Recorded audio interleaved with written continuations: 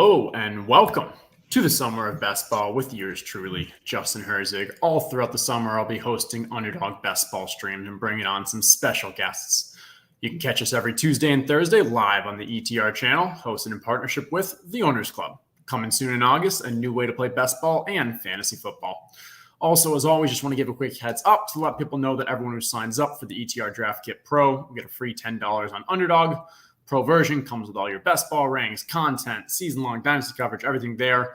Go to the ETR site, click on the Underdog Content Hub, redeem your $10.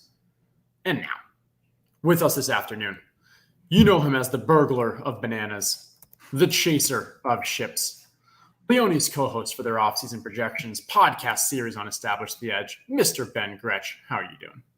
I'm doing good, man. Glad to be on here. Was excited when you reached out and wanted to draft together. Have had a lot of fun chats with you. I noticed in the tweet you mentioned the FF World Series win that Leone and I had a couple years ago. We were battling with you the whole year. You had the lead all throughout. We took it out in the 1 week final at the end, which was, you basically didn't get any bonus for how well you played it all year. But that was a fun year. Yeah, that was a fun system. It was was it 3 different weeks or 4 different weeks of 4 different structure where it was regular, super flex, best ball, maybe one other style. That was a good one.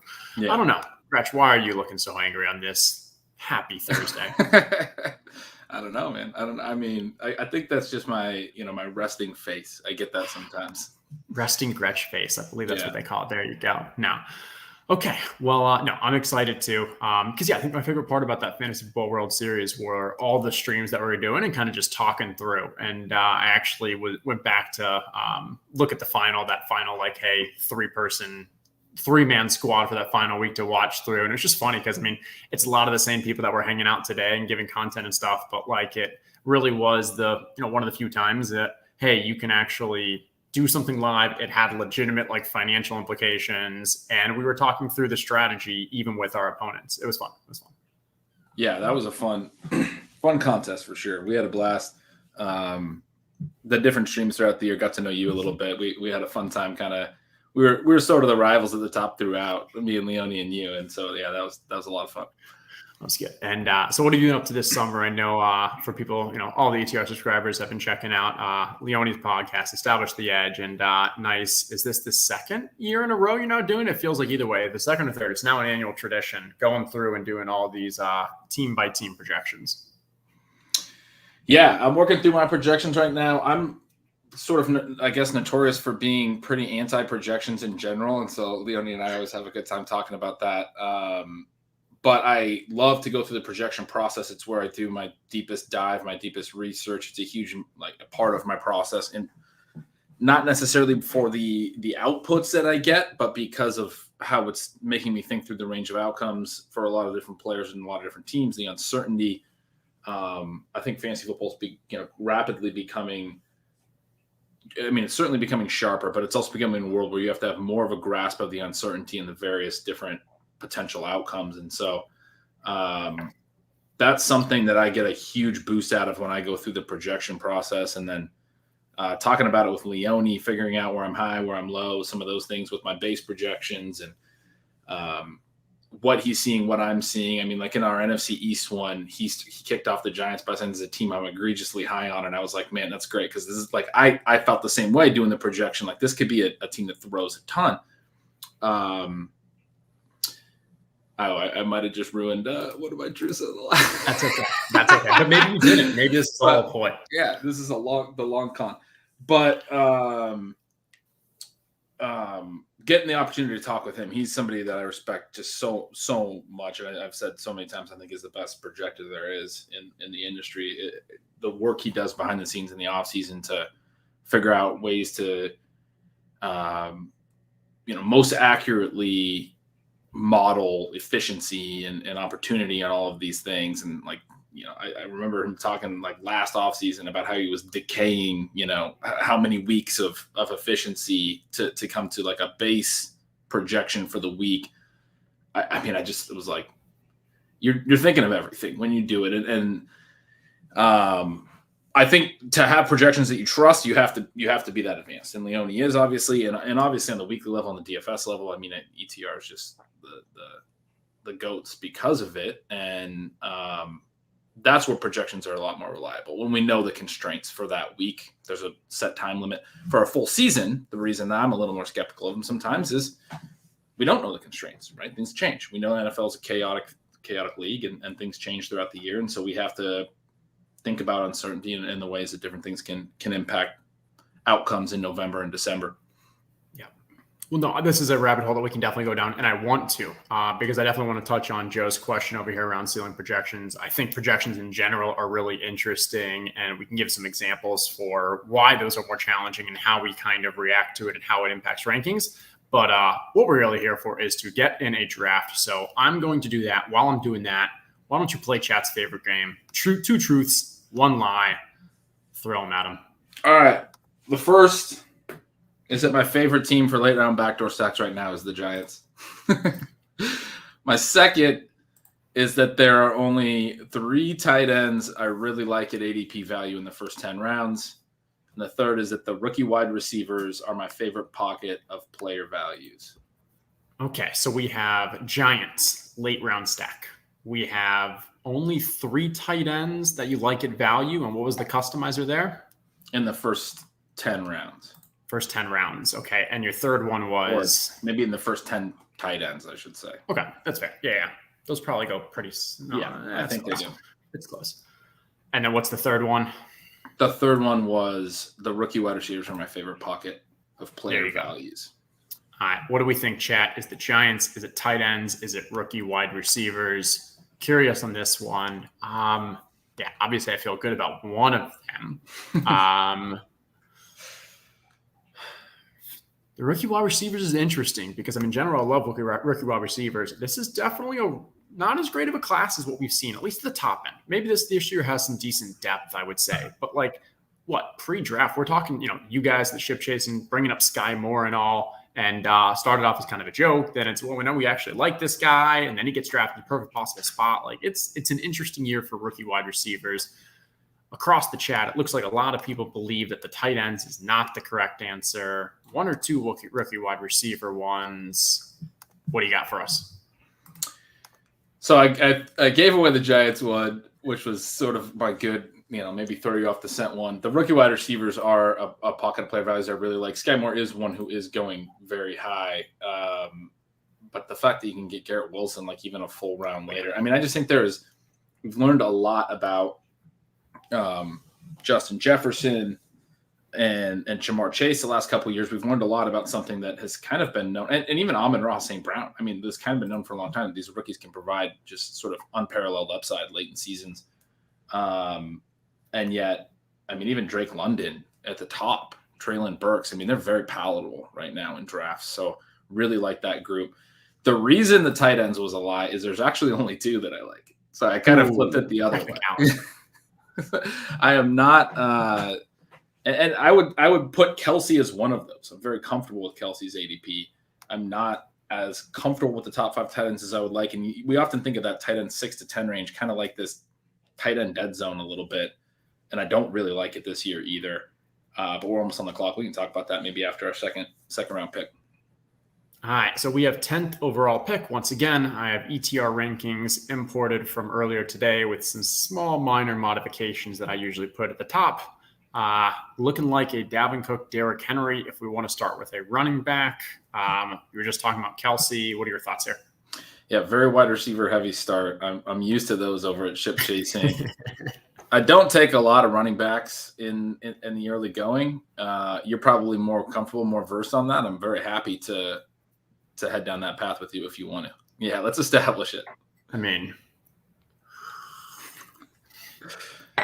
made sure that we brought out all of the establishing the run specifically for you. Hard to pass up Dalvin, especially when it is a pick past his ADP. I'm drafting him up until probably starting at pick 6 or 7. So I think he's a strong one. That said, I also love Kelsey. I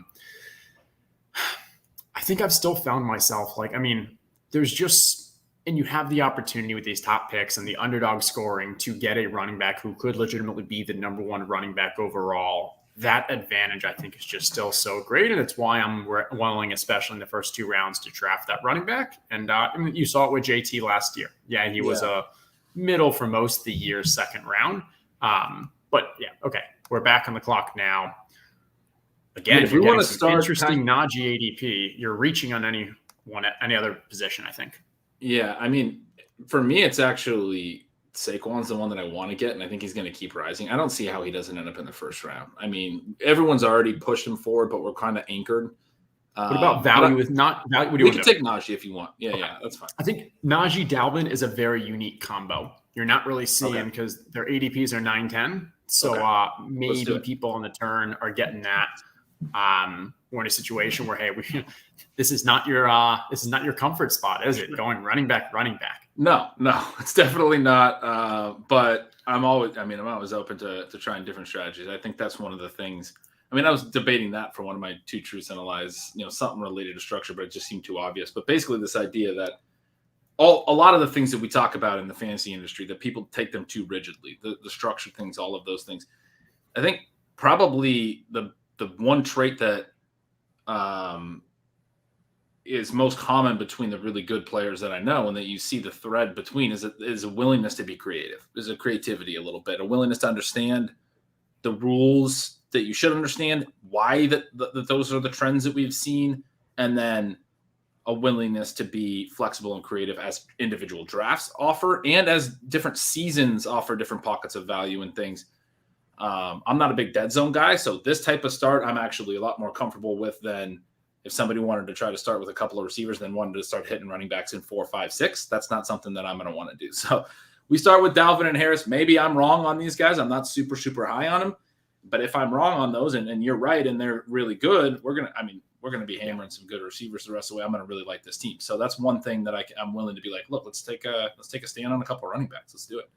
Yeah, and I think like you're saying, where if you do start with that, hey, tight end, wide receiver, tight end, wide receiver, you got to really go for it, because you can't just then try to play catch up with, okay, well, the Zeke and the Josh Jacobs and the Gibsons, and like those are the ones that are going to give me like steady points, because as the old saying goes, like all you're doing is paying to know who your running back is. Versus, hey, using those kind of late ones. And so that's where I'm like, hey, and the other thing that I think it was Hayden Winks has really been preaching is, if you do go so strong at the wide receiver, feel comfortable in only going 6, 7 wide receivers. Don't keep hammering those 8, 9. That's where you need to use to potentially hit those, late round Rashad Pennies, the running backs that actually can hit to really make your team that, that juggernaut. Yep. So to get back to my 2 truths and a lie, the other, so I'm comfortable with Kelsey at the 1-2 turn. The other one, whose ADP I'm very comfortable with, is Kyle Pitts. I think he should be viewed essentially as a second-year wide receiver, which is a bucket of players we should be targeting. He was incredible last year in that regard, even as a tight end classification. A lot of people want to point out he didn't really play tight end, and that's fine. I still like him, even if he was only wide receiver eligible. I would like him in the 3rd round. I don't see him much different than like Jalen Waddle. This is where Waddle was going before the Tyreek Hill trade. He only had the 1 TD last year, but he had a 1,000-yard season as a 20-year-old turning 21-year-old. Like it's really, really incredibly hard to put that into words.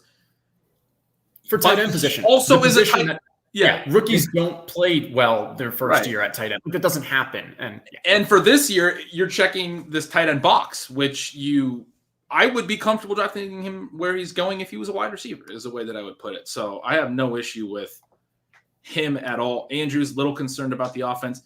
Waller and Kittle are guys that I like, but like on their own merits, I mean, I think their ADP fall this season is valid, and we take them because they have tight end upside that no one else really has. It's a thin position, but I don't really like taking them there compared to the opportunity cost of some of the receivers you can get your hands on. So those are tricky picks for me. It's mainly just Kelsey and Pitts that I've realized this year that I actually feel good clicking. I hate that. Okay. Connor and Kamara are probably not what we're going after with another running back here. How do you feel about Waddle? I'm very comfortable with Waddle here. I like him more than Tyreek at cost. At cost, agreed. Yeah. A profile you want to be targeting. A second-year receiver who had a very good rookie year, there was already reasons to like his potential ascension. Very low ADOT, obviously didn't have a ton of explosive plays, but has the athleticism for that. They add Tyreek Hill, certainly from a projection standpoint, right? Like that's not going to look as good for Waddle, but we have a lot of evidence from year one that Waddle can earn targets at, hold his own that way at a high rate. And Tyreek might provide benefits to him. He might open up the offense. It might actually allow Waddle more room to hit some of these big plays that his statistical profile last year was lacking. Definitely still like taking him as a year 2 receiver. It's definitely rich, like to have both Tyreek and Waddle this high with 2 at QB, but I'm willing to make that bet with Waddle. There's wide receivers, another position in these early rounds. It thins out fairly quick. Yep, I agree. In past years, that 5th, 6th, really the 5th round last year, because 6th round is when I started going Lamar and Andrews. But that 5th round, it felt, okay, so we're in an interesting decision here. James Conner is pretty good value. If we did want to get 3 legitimate running backs, Marquise Brown, I'm usually not on because he's not going to give you that much, but I think we have to go one of those two just from I would go Brown personally here. I'm good with it. I don't end up with much Marquise just because, hey, when I'm drafted, I'm thinking of the playoffs, and I think he's probably being overdrafted now versus when that Hopkins is in that lineup. Yep. However, I am drafting a lot of Kyler just because where he's kind of on the board, he moved up a little. I was getting him in like the 60s. So since that's a QB, I've been getting a bunch of. Not a bad spot to also have that wide receiver, and wide receiver was our position of need there. Yep. And I would say I've been drafting more of them. I mean, I don't think it precludes us from potentially taking Hopkins, although I like taking the Hopkins Godwin types of guys that might be missing some time when I'm a little bit more zero RB and have a little bit more depth built into my build. We obviously started running back here. But there's, it leaves open possibilities for us to build like an Arizona stack, right? I want to talk through this. So I've been taking a different approach. Okay. I've been primarily going for the Godwins and the Hopkins when I actually am very weak at wide receiver. Because my thought is on those teams, I'm going to finish with like 9 wide receivers. I'm going to have a lot of depth. And I'm not going to have the elite guys because I didn't draft them early on. So I'm willing to go with the Godwin and the Hopkins who come playoff times will be my anchor wide receiver, will be my elite guy. And early on, I'm getting enough depth to really make up for it. Versus if I go 3 wide receivers to start off, it's not as important for me to have that elite Hopkins, Godwin later on because I've already got 3 guys who are pretty awesome. I mean, I like that. I think I can't poke a ton of holes in that. I guess I would just defend the logic behind mine, which is I do think sometimes we sort of think that we're going to be more right than we are. And part of the reason of like a 0 RB draft is to have as much firepower as possible to dominate the flex, right? To potentially have good scores on your bench, even at the risk of not having good scores in your starting lineup. So I think that logic can also fit there where you have 3 or 4 good ones and then now you have 5 or 6 good ones, even though you can't play them all in a given week. It gives you this ability to end up with just elite scores across your whole starting lineup because there's going to be some variability. Guys are going to have down games. But I mean, in terms of like purely trying to hit the nuts, I think the way you just described it, actually, I mean, it definitely jived with me a lot. Especially with the depth that you're talking about, taking a lot of guys that maybe don't stick in some of these roles all year, but there a lot of the stuff with projections is we're kind of projecting the first month. And the guys you're taking, you have a pretty good idea what those depth picks are going to be in the wide receiver rotation early. So you're probably being, maybe that quantity can help you cover the Hopkins loss better in the early part of the year than it would in the late part of the year. I mean, I get it. I think that's what I was going to throw up Bullock's comment. Like, I mean, this is also fair. Like, I find myself with D-Hop and Godwin more than usual in any structure. And I mean, I'm probably the same way as well. I'm just really high on those from the tournament structure standpoint. But if I do need to make an argument for where I want to aim even more for them or really target it, it's in those not 0, but late wide receivers. Okay, we're coming back around. All right. One thing I want to note. So Kyler is kind of a target we should keep an eye on. Yep. In the 2 picks after us, neither of them have a QB, so it is a bit of a risk if we don't draft Kyler here. Is there anyone here that would preclude you to say, hey, I really want this player instead? No, I wanted Kyler the second we took Marquise. Awesome. Especially seeing Lamar going off and everything else. I mean, this is an easy pick. Yeah, 100% agree. Awesome. And we've got him basically at ADP.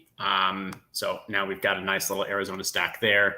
If we did want to look, so Hopkins has really moved up the board. If we wanted to get him, we basically have to take him at 63. Chance of him falling to 82 is quite slim. Yeah.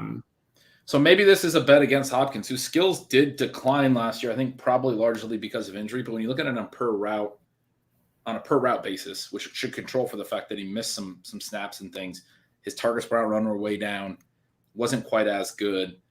I think there's at least some risk with him that he's, a little bit beyond his best years. And Marquise Brown's been good in a low volume offense. I mean, there's a possibility. I think you can make a case that Marquise Brown could be better than him this year. And so maybe the way to double stack this is Brown and your favorite player, Rondale Moore, whose height I remember you not being a big fan of. I am not. I just can't find a comp for Rondale Moore that makes sense. Like, at no point is it like, here his is upside. And then when you have to start talking about the players that we have to reference to, it's not good. Like, we'll see. And it's not even PPR. I think there's an easy choice here. What are you looking at? Is it Dobbins? Oh, no, I'm thinking Godwin. Ooh, I think Dobbins is a really nice third to our. Okay. I really like his price. I could take Godwin here, but no, it's fine. I mean, against Pitt as well, so you're getting that week 17 correlation here. I agree. I do like Dobbins a lot.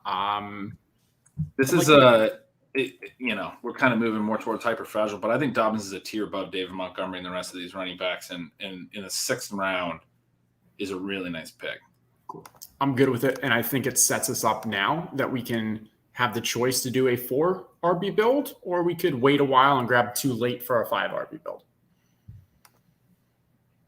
So the Rondale Moore thing, I remember that you said on a tweet about what was his comp, and you got a few Steve Smiths and stuff, but you got a lot of guys that were not even the right size, and you rightly and smartly were responding this dude's twice the size of him. That's my point. Debo's a great comp. Yeah. It's a different person. Yeah. But I saw that thread at one point, and I went to reply, and then I realized it was a 12-hour-old tweet because I had Twitter settings will change sometimes, and I was like, he's got so many replies. 12 hours is weeks in Twitter time, right?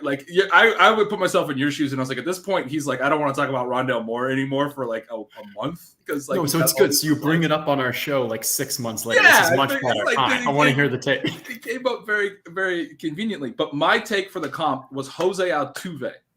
Right. So that's almost as good as Deebo Samuel. At least you pick someone his size. Just right. So the argument with Jose Altuve is by the time he made Major League Baseball, he'd already gone through a whole bunch of stages where his size should have been basically, it's like selection bias, should have been factors that did not allow him. And even when he made MLB, people said he didn't have the ability to be an all-star or whatever, but there's actually been ceiling there at the MLB level, even despite his size. So my argument would be Rondale Moore is already an outlier because he was a day 2 pick at his size, because he was as productive as he was in college at his size. All of those elements have already been baked into this point. And so it's really hard to say, you can't comp him to most of anyone else's size because he's already gotten through the selection bias process. Darren Sproles was another one that came to mind. Bob Sanders was an all-pro safety that was always undersized. He's 5'9", was elite. Didn't hold up well physically. But there's actually been legit, Darren Sproles, maybe the best passing back ever, certainly of his era.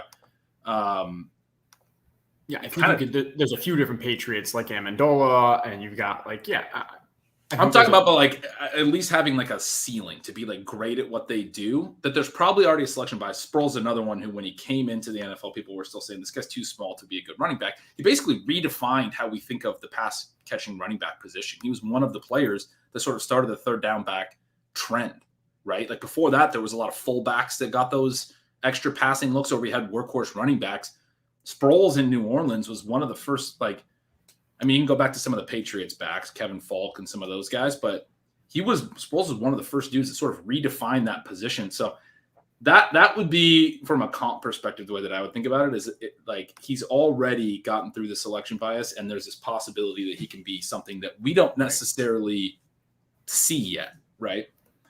I think that's completely fair. I will say for college, I think there are a lot of wide receivers that are very similar builds to him in college that had a lot of success, but they didn't get to the pros. And that's where Rondale has, been that one. Yeah. We're back on the board. AJ Dillon is substantial ADP. You love you some running backs. I would take Dillon, but Traylon Burks is the one on this list that I'm like, ooh, we need another receiver, and we got. He's going to be available next. Okay. I think we do this and we have no more running backs. That's it. Like 60, we're getting 16 picks of ADP. Yeah. No, I love AJ Dillon. He's a dude that I've been on. I mean, he was a guy I took a huge stance on last year, and was very happy with that outcome. And I just think his talent is incredible. So this is. And hey, when you can get all 4 of your running backs correlating in week 17. Yeah, that's pretty nice. I guess what do we need? We need Green Bay winning, Dalvin catching passes, Dobbins winning, Najee catching passes. Definitely possible. All right. Quick refresher on the team. We have our Kyler. We have our running backs. We're done with running backs. And decent start at the top end of wide receivers, but we obviously need to start loading up here. All right. We did miss out on Traylon. They heard you. Kirk a tier above, or you see something else you like? I don't think of Kirk a tier above. I mean, for me, it's Sky Moore, but I don't know if he actually. We can go Kirk. I'm very comfortable being flexible on this stuff, but what would you like? I would take Sky. We got Sky. Okay. A little bit of a reach, but when you have Ben Gretch on the show, Mr. Ship Chasing, we have to be taking. This is a wide receiver heavy room. They're all reaches. That's very true. Christian Kirk, I mean, I don't know. I just haven't drafted him yet. I can see it. I can see him. He's, I think, the most talented receiver in that receiving room. But I also just think he's kind of just a guy. So Sky Moore, there's a lot of uncertainty with rookies, but there's this potential certainly that he is, and you don't have to have it in week 1. I mean, this roster kind of needs it, but with rookies, we often see it takes a little time, right? But there's some potential that he's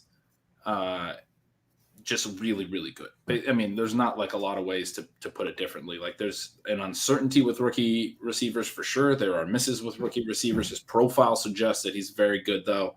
And I like making those bets when, you're talking about, putting him in an offense with Patrick Mahomes. I do think the ADP is frothy, but I still think he's a good pick. It's insane as ADP. I mean, like, oh my God, if you switch him in like Traylon Burks or something, and Traylon Burks then becomes like it's like a 5th round pick. Forget the asthma stuff. Maybe you can say Drake London or whatever. Like those guys are 4th round, 5th round picks, and you put Sky Moore in Tennessee, and he's a 16th. Maybe Ship Chasing drives him up to 15th. But long trend, we do know that rookie receivers are a class that can have outsized returns, right? Chase last year was a 5th round pick. And I mean, Chase was a generational prospect, like a legitimately generational prospect. So he's not the best example. Until he couldn't catch the ball for a week. And then we got him in the 6th. And then, right. That was fantastic. Jefferson was a guy that we weren't necessarily sure on. Late first guy in Dynasty rookie drafts. Would go in this range, 8-9 range, was viewed, I think, sort of similar to Sky Moore, although he did have the 1st round draft capital that Sky Moore does not. Reports, too, were that BC Johnson was going to be the starter, which was the case for, I think, a game and a half. But 10 minutes. Yeah, exactly. And so, I mean, it's that uncertainty that you got to be comfortable with, I think. And I thought that drafters were getting more comfortable with it after Jefferson. We saw Chase going incredibly high. I guess that was just a Chase thing last year. And people, like you said, did bail as soon as he had a couple drops issues. And it's like, no, you got to bake in the fact that like they took him incredibly high and they're going to give him as many chances as he can take. Like, even if he fails in season, they're going to keep giving him chances, which he didn't. Week 1, he was a stud immediately. Right. So he ended up with a high drop rate. It didn't really matter. Right. Cause he was scoring a lot of long touchdowns as well. I think we're getting a gift that long term, I think drafters are going to get more and more comfortable with taking rookie receivers. I don't think we're there yet, and that's a gift. Yeah, I like that. For me, I think like an example is George Pickens. His ADP is 172. Often seeing him at 190. Like He's probably not that great. He's probably not going to have a huge season, but the range of outcomes for someone getting drafted that late, like, is insane. Yeah, I like him a lot back there. I completely agree. And I'm kind of excited to be able to pick some guys like that on this team because I don't know the last time I did, such a hyper fragile draft. So this is going to be fun. We're doing lots and lots of wide receivers in this team. We're probably going to go, 2 QB, probably 3 tight end where we're standing now. And I think we are pretty aligned. Oof. Okay. What do you think? I would take Garrett Wilson. I would just keep stacking up unless you want to go Rondale. I know that's the back and forth, but I love Garrett Wilson. I think he's so let's take him. I'm so against Rondale. I'll get my Rondale exposure drafted with someone else. Well, no, I mean, if he falls to us at 111, I'm taking him because of the structure and the chance that I'm wrong, and we have the Kyler, no question. But in that case, I'm big on Garrett Wilson. Put out a tweet that included him the other day about being high on him. Just his ADP is so dumb. It's just it doesn't make sense. He's a 10th overall pick. We already really liked him pre-draft. It's all situation based, which we've learned over the years is not how you should think about this. AJ Brown, same thing happened. People loved him pre-draft. Again, I go back to Dynasty. He was like the number 2 overall pick in pre-draft rookie drafts. Then he goes to Tennessee. Suddenly he's a late first. People were really upset about the Tennessee landing spot. He ends up being the wide receiver 6 down the stretch that year. I mean, he was elite because he's a very good player, and sometimes players can dictate the situation. But what's so weird about Garrett Wilson's ADP, people are buying into the situation on Elijah Moore. I think a lot of it has to do with 90+% of the people drafting are NFL fans, are fantasy football and NFL, are best ball, and they just don't watch that much college football. And I'll put myself in there too. I try to. And so we have confidence in the situation. We have knowledge around the team and that sphere. What we don't have is the player. So it's hard for, I think, majority of people to be like, well, what's really the difference between in talent of Drake London, of Garrett Wilson, of Traylon Burks? They're all just rookie names. And it's all the evaluation starts getting involved with the team, the volume and stuff like that. So I think that's probably the challenge. We're getting Rondale here. I do need to make one comment because when there were so many running backs on the board, I did not account for is that predominantly when I'm in this room, it's ETR folk. And ETR folk, I'd say we're more well-balanced. You brought the ship chasing folk with you, and that's why there are so many running backs that are falling. I was you were like, look at AJ Dillon, 15 picks after ADP. I was pretty numb to that. I'm like, that's a Wednesday night on ship chasing. We see that, and AJ Dillon's there at pick 82 every week. I was like, but we don't have to take him. It's going to be a wide receiver heavy draft, but that's all right. I think I feel okay with where we're at. We got the double stack. Were we at 5 receivers now? We're at 5 wide receivers. We don't have a tight end yet. I don't love being so 0 tight end, but so I love 0 tight end. Okay. If I'm not getting, I'd say after Waller, I really I'm fine with Kittle. I just don't end up with him, so I really don't like him. But after Waller, I'm basically waiting until first trying to grab 1 or 2 around that Gesicki-Irv stage. And then I've got no problem with some of those late guys as well. Sure. Tyler, I mean, that was one of my truths in a lie. That was sort of, I'm right there with you. But I guess because I don't take so many running backs early, I do see that, there's a lot of structural advantages to taking that elite tight end. So it's almost like I'm getting a lot of Pitts. I'm getting a lot of Kelsey. And I'm taking more of Waller and Kittle than I want to. But it's just sort of out of necessity because I'm still high on Waller. High on Waller. I'm not low on him. I just took him in Scott Fishbowl the other day. It's just not a pick that I like at ADP, That's fair. Yep, that's fair. Kittle, for me, it's just it goes back to the way we've seen him being used in that offense as a run blocker, as a blocker when they need it. I think Trey Lance is not going to throw nearly as accurate a ball as Jimmy, and that's saying a lot, obviously. And I just don't think that team's going to pass that much. And so there's a situation where more than half the games, Kittle sees 4 or 5 targets at most. Yeah. And yes, I know his ADP isn't as high as what we saw the last few years. It's still very expensive for, yes, his talent's amazing, but the opportunity cost, the receivers that you can get at that point, the additional players that you can get at that point. He's a value in the sense that and this is the argument I hear most convincingly, that there's not a lot of tight ends that can have the ceiling that he can have on a weekly basis, and that can help you in a tournament setting, obviously. Like that week 17, he has a monster game, then okay. But the opportunity cost is what really gets me. It's still really rich to be reaching for a guy that, like you just described, his situation is not, like, in terms of just analyzing George Kittle, is not great. But because he's one of the very few elite tight ends, and we look at the position in a certain way, we're like, well, we still got to take him, Or people, I don't take him a lot either. Did we make a mistake by taking Rondale instead of Zach Ertz? No. Trey McBride's a really good prospect. I'm not in on Zach Ertz at all. I hate his Okay. AP. So I think we can look at we have Irv and Gesicki as tight ends. So I would have really liked Freiermuth there. He went. Jameson's a great fit for this lineup. Let's take Jameson. Let's keep getting these rookie receivers. I'm all about that. I don't know when he'll be back, but he's good. For the structure, we're playing for the playoffs. As we talked about, we're going to go heavy in volume here so we can survive his early misses. This is looking like my kind of wide receiver room now. A lot of young guys, a lot of potential breakouts. Rookie, Second sophomore, third year? No, second year. Second year? Okay. Yeah. I guess I try to just hide like all of Rondale Moore from my brain. What Marquise? Marquise third year, maybe? I think he's like fourth, yeah. He's still in his rookie I think he's in the last year of his rookie contract. So that would make sense. Yeah. All right. So we did get Irv taken here. I don't expect Ferron to grab another tight end. So if Coaxley doesn't grab one, we could consider. I'd be comfortable with Gesicki for sure. He's got Waller. He could grab him. Somebody in the chat mentioned Pat Freiermuth. That was the guy that I was really kind of secretly hoping did make it back to us. I'm comfortable with Alberto. I'm comfortable with Fant. There's a couple of guys. There goes Gesicki. But there's a couple guys in this next tier that I like. I would probably just go receiver again, though. All right. Looking at the top, ADP-wise, Landry and Crowder are a ADP tier above. I'm very comfortable with Landry. On this team, with all the rookies that we have, he's still earned targets on a per route basis very well last year. What about Tua? What about Tua to go with? Well, we didn't get Gesicki. I was thinking Tua would make sense. We can take him. If you want.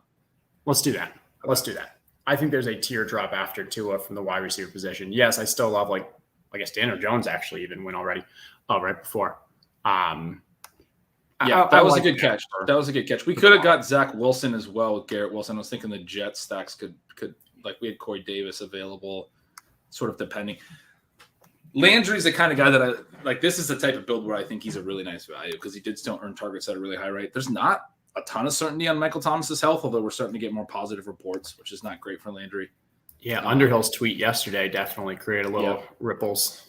But if Thomas is, he hasn't played for 2 years basically, right? Like if he's not the same guy, I think there's plenty of room for Landry to still have a high target rate, which he did last year. It's going to be an interesting offense. I mean, so Kamara playing, if Michael Thomas is like, the range of outcomes also could be, it's literally just Olave and Landry, or it could be those two and Michael Thomas and Alvin Kamara. And like, that's a lot of mouths to feed if Kamara and MT are both playing, like, super majority of the games. For sure. It could be, it could actually get tight. I agree with that. And then you still have like the Taysom aspect, and like Underhill was, Davis Maddock was, prodding, trying to be like, well, what about Taysom? What about Taysom? And like, Underhill said, like, he still expects that they're not going to go away with what worked last year. And, Taysom was effective in the red zone. I don't think he's going to see as much volume now, but he's still going to steal some touchdowns and have that role. So, speaking of Taysom, we don't have any tight ends yet. Where are you at on throwing Taysom in for tight end ceiling in these drafts? I know it's a fun topic. Yeah, I'm in general, I haven't been doing it all. I don't think he has any chance at playing quarterback. I think they brought Dalton in to be like, hey, we need a legitimate backup quarterback, and like, this is what your role is going to be. So like, yes, could he still get some gadget plays? But the problem is, I think if you so Taysom may have a better chance of like getting a touchdown in a game than a lot of your other week 16 to 18 tight ends. but those week 16, 18 tight ends have a better chance of coming out and putting up a Dawson Knox, Dalton Schultz, Rob Gronkowski season. Yeah. And that's what I'm looking for from my late tight ends. I'm looking for usually a team that is a high-powered passing offense that we don't have that much confidence in the tight end for whatever reason. Hayden Hurst, great example. And so that's where yeah.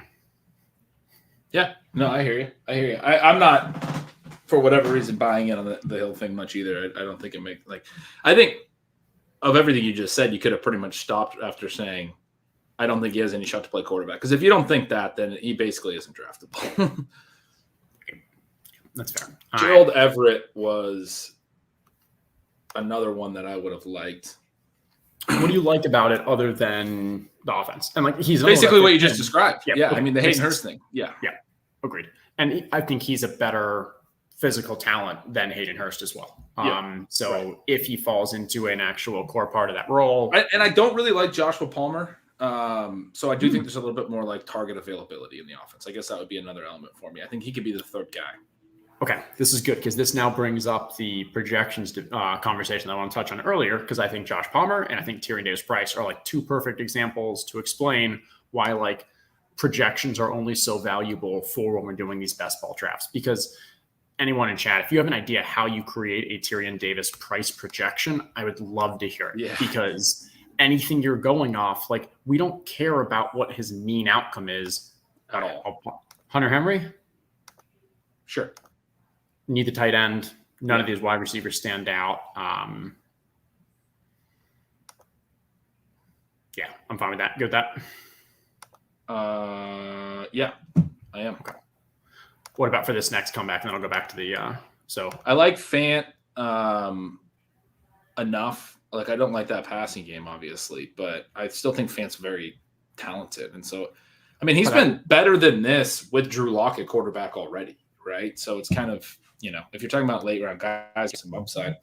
And there's home run scenarios. There was something I saw that I don't really necessarily buy, that maybe Garoppolo winds up in Seattle. There's still home run quarterback scenarios where I just think Fant's price has gotten way, way too cheap. At wide receiver, I think I saw Corey Davis in there. We already have Garrett Wilson, but I think Corey Davis is just weirdly underpriced as well. Guy I've never really been in on, but he just went actually right after we took Hunter Henry. Yeah. DJ, so, I would take DJ Jark just on ADP value. I think another guy who's okay, he's gone too. He just goes. So here, my inkling would be to go Higbee for that better offense that we talked about. This is just such a dynamic thing of such a better player, but such a better offense. And I lean toward the better player in those spots because I'm less certain about basically everything else, you know? We got Garrett Wilson too. So Garrett Wilson, Seattle, little bring back there 1-on-1. I just think that's the Noah Fant, Tyler Higbee is just such an interesting dichotomy between drafted the same place, vastly different players, vastly different. One of the highest powered offenses, maybe not one of the highest powered passing offenses, but definitely the lowest or worst passing, least likely to pass, lowest volume, probably an efficiency too with that offensive line in Seattle. Yes, I completely agree. I guess for me, what it comes down to is in really extreme outcomes, say Cooper Kupp gets hurt. I don't really think Tyler Higbee is that much better because he's just not that good. I think it hurts the whole offense, right? Okay. If their other receivers get hurt. In Seattle, if Metcalf or maybe Metcalf and Lockett get hurt, I think there's scenarios where Noah Fant just has a breakout season, basically. I mean, to be honest, the most important players to get hurt for him would be Locke and Geno, because then maybe they need to bring an actual QB in. Maybe fair. I'm weirdly a little bit interested to see what happens with Geno. No, not Locke. Locke sucks, but Geno could be. But he was maybe fantasy wise, not football wise. No, I don't think he would be somebody that I would want. I just think he could maybe the offense won't be quite as horrible. Yeah. even if you say it's not Drew Lock or Geno's fault, like you still have to overcome that offensive line, which is one of the worst in the league. You still have to overcome the tempo, which was by far and away the slowest in the league last year. And then that comes with the entire coaching staff. That's where I think it's just like, this isn't just believe me, I'm with you on all that. Yeah. I'm with you on all that. I mean, I kind of hate what everything Seattle did this offseason. But I think our biggest the only team probably that had a worse offseason was Chicago. Yes, Chicago had a horrible offseason. I agree with that as well. But they just got a first-round wide receiver. So you can't be too – I mean, they're really giving – season. It's kind of hilarious because there's not a lot of places N'Keal Harry could have went where I would have turned on this dynasty candle again. But, I mean, I kind of want to buy into Justin Fields. And every other receiver on that team is just some random guy. Like, it's literally a list of random guys. Equinemius, St. Brown, David Springle. Moore, Byron Pringle. Like, what is happening in this roster? Velas. Yeah, Velas Jones. I mean, if there's ever some small possibility that N'Keal Harry needed to change his scenery, that was probably 2 off seasons ago where we could have made that case, this might be the scenario. You draft Justin Fields, round 18, you need a wide receiver. Are you more likely to take Velas, Springle, or N'Keal Harry? Sprinkle, sorry. I think Harry, honestly, at this point. I mean, he had a good prospect profile. It's I wouldn't be happy about any of it. I'm not taking a lot of Fields, and I like him. How many years after prospect profile do we just have to? Oh, for sure. Yeah. Oh, for sure. I'm saying like there's like a 1% shot at this point that he is not what we have seen in New England. And that's why I've been taking Velas. I've got like probably, single digit shares, maybe on one hand shares of him whenever I draft Fields, just throwing him in the 18th because we know that there is an opportunity with rookies. That range of outcomes just gives us that upside. Velas is probably the right answer there. But I mean, he's probably older than N'Keal Harry. That's a good question. Please check that chat. Let us know. I'm going to check it right now. All right. Remember Kevin White. Yeah. Kevin White's another one. I mean, had draft capital, looked great. Oh my God. Velas Jones is older than N'Keal Harry. N'Keal Harry is 24 in 209 days. Velas Jones is 25. So there you go. Velas Jones can mentor N'Keal Harry, and then N'Keal Harry will finally break out. All right. Tight end, Ingram and Cameron Brate. Or is there a wide receiver here? I like Wan'Dale Robb. I mean, we're already really rookie heavy, but that's definitely a name I like. I'm comfortable going wherever you want to go here. I've been chatting it up. We can take Ingram if you're in on Ingram or Brate. Do you have a preference there? No. I think I go Ingram. Okay, I'm good with that. Okay. You're more comfortable with the Jacksonville passing game, it seems, because you were kind of in on Kirk. I am. Yep. No. In general, I am. I think we just have to throw out last year, and I think just what we saw last year is decreasing the overall just draft profile of pretty much every Jacksonville player except for Etienne. And so I think that makes a lot of sense. Yeah, I mean, especially the throughout last year part. I don't think people are doing a good enough job of doing that basically in their thought processes because. I mean, we know that it was an absolute shit show. Like, we have confirmation it was a shit show. And that's going to influence everything from their offseason program to how prepared the players are to the plays that they're calling to, obviously, then their statistical output. And people are like, oh, well, he only did this last year. Well, I'm like Trevor Lawrence. He only did this. Like, I'm not ready to say Trevor Lawrence is dust. Right when you put Bourne in he disappeared. Actually, I like Bourne. He would have been good for this team because we got the Miami. That would have been the New England run back. All right, I got one for you. What do you got? I don't know where you're at on him, but we get the Casey Denver if we grab KJ Hamler. Yeah, I love KJ Hamler. He almost he won me my 200K. Now I'm scared shitless of his injury, but I think that's also what's brought his ADP down a lot. Yeah, this is we get the Sky Moore KJ Hamler Week 17 explosion. It's everything I ever wanted. That'd be great. That'd be fantastic. All right, let's take a look. What do we see with some chat? I know chat's been going pretty. Yeah, I think the Giants and Jags may have had the high. Yeah, this is a good point. I mean, the Giants has been my clear number one. I'm trying to think who else I'd throw in here. I mean, I was pretty high on Miami beforehand, so I don't think that's that much of an upgrade. Maybe for the offense, fantasy-wise, it could be. But no, I think this is a good call. And Giants is probably just bringing in the best coaching staff, and Jags just is leaving the worst. I think people are would argue from Minnesota in this discussion. There's a lot of people that are really liking O'Connell. I couldn't think of his name. Coming from LA and potentially helping Cousins and helping Jefferson into like a cup type explosion. I don't know how much I buy that. I think like, first of all, Jefferson's just such a different receiver than Cooper Kupp. So I mean, but he could be helpful for the passing offense for sure. Yeah. And I mean, I think it's interesting. So like with O'Connell, sorry.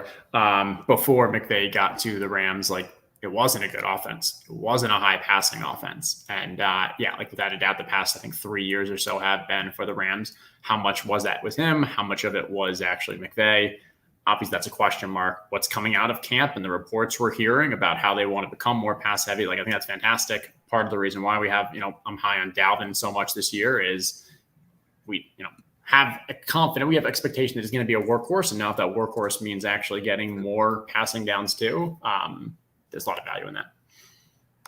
All right, let's get a quick refresher here. We are at 2-4-7-3 with 2 picks coming up. QB is Kyler Tua. I think we feel pretty good there. Our running backs, we went hyper fragile with Dalvin, Najee, Dobbins, Dillon. You could maybe convince me to throw in like an 18th rounder if we feel it's right. Our tight ends, we have 3 here. I don't think this is, we're going to go for that one of those crazy 4 tight end builds. Leaves us with 7 wide receivers, and I think 9 probably makes the most sense if we can find some guys we like here.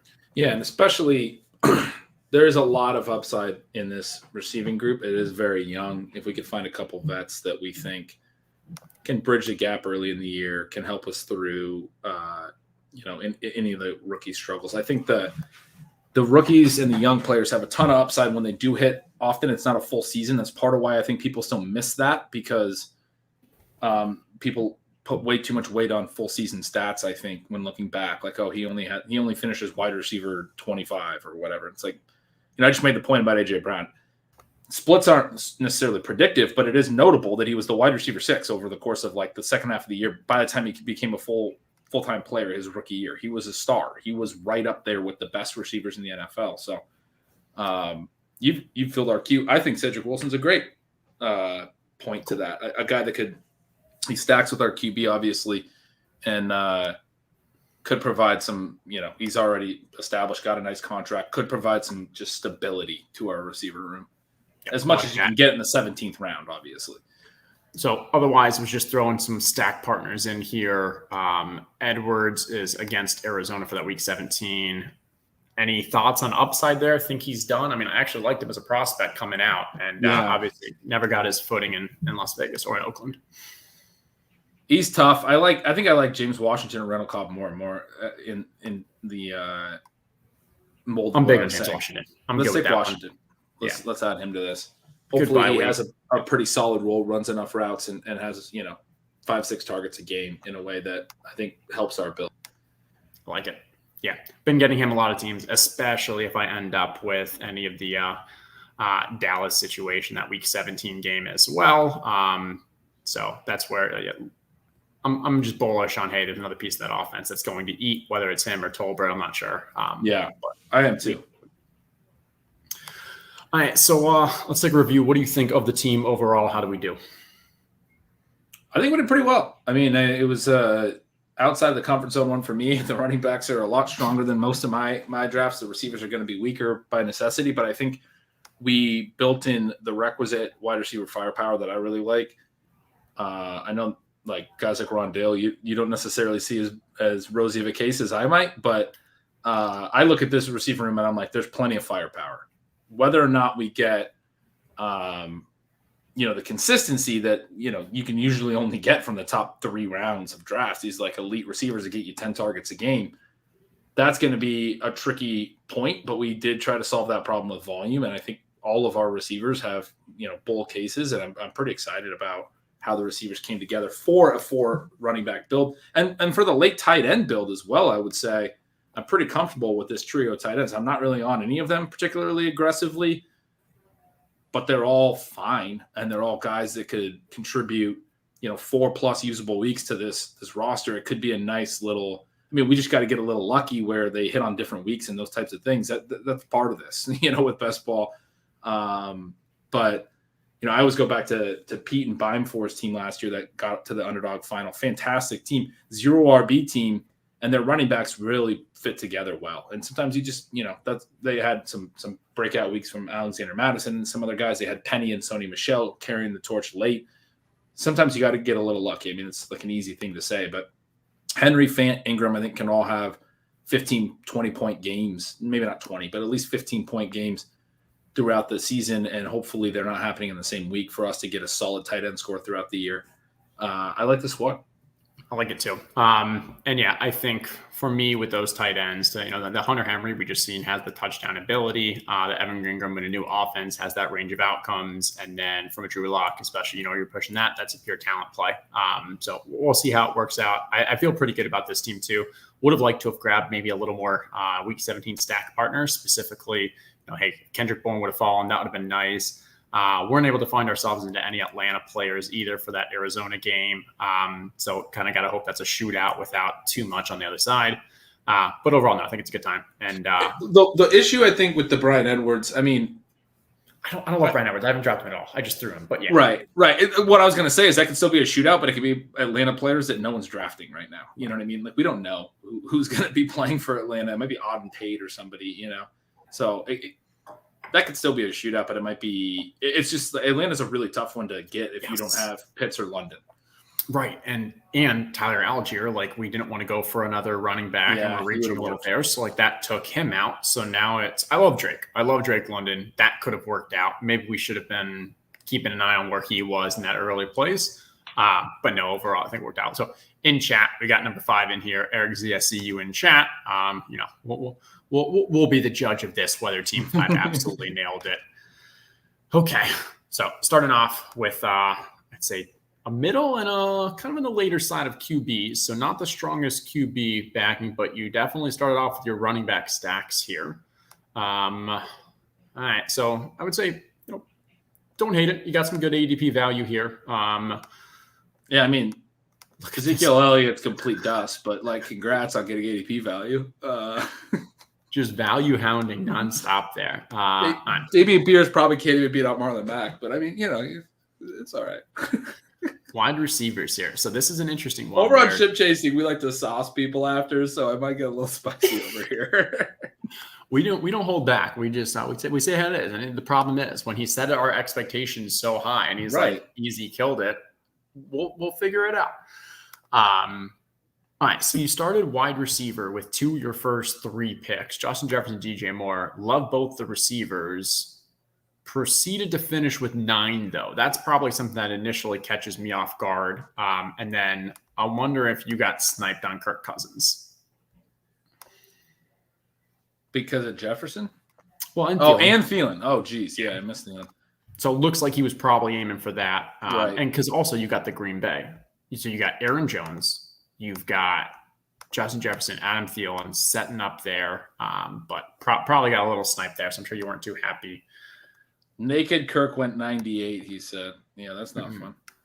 Yeah, it's a little early. That's unfortunate. But hey, I like that you then went for the other side of that game with the Green Bay. So you have the Rodgers, you got the Jones, you grabbed Tunyon down here. So that could still be a very much a blowout. On it, Sammy Watkins on it. It's a lot of Green Bay. Maybe even took Julio thinking he would sign there. I mean, it's true. It's a lot of Green Bay to try to really stack up that game. I like that. That's a good pivot.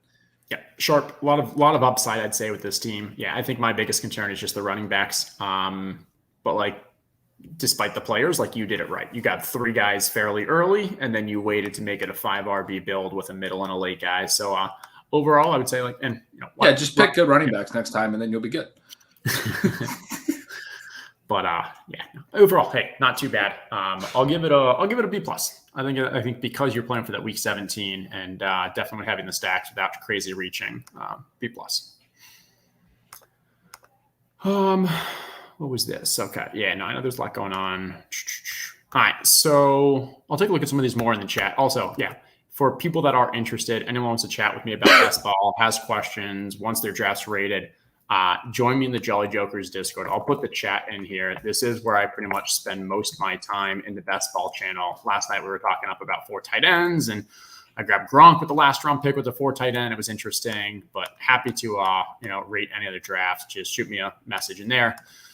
Gretch, where can they find you? Actually, I got your Twitter. I know where they can find you. You tell me, where can they listen to you? What do you have upcoming? What's going on? Doing the projection series with Leone, that's always a ton of fun. People seem to really enjoy that. So check those out on Establish the Edge. I have my other pod, Stealing Bananas, over at RotoViz with Sean Siegel, Ship Chasing with Pat Corain and Pete Overzet. And then I got my newsletter, bengresh.substack.com, where I just write about fantasy football. I love it. Well, go give him a follow. Yards per Gretch. You are pretty close to 25,000. I think I saw you at 24.7K. That I think you're going to hit that before the season starts. I think I got over 20K when I was at CBS like 3 years ago. I basically am not a very good follow anymore. I kind of just gave up on Twitter. We're slowly inching towards 25,000. We're going to get it. Go give him a bump. Let's give him that Twitter bump. Let's get him close to that 25K. For everyone else, this has been fantastic. This was a fun one. Thanks for joining us in the chat room. Thanks for joining us in the draft. And as I said, feel free to reach out. I can rate some of those others later on. But next show will be Tuesday. We got 2 great guests next week already scheduled up, lined up. I am pumped. We're keeping this summer going. We will see you all later.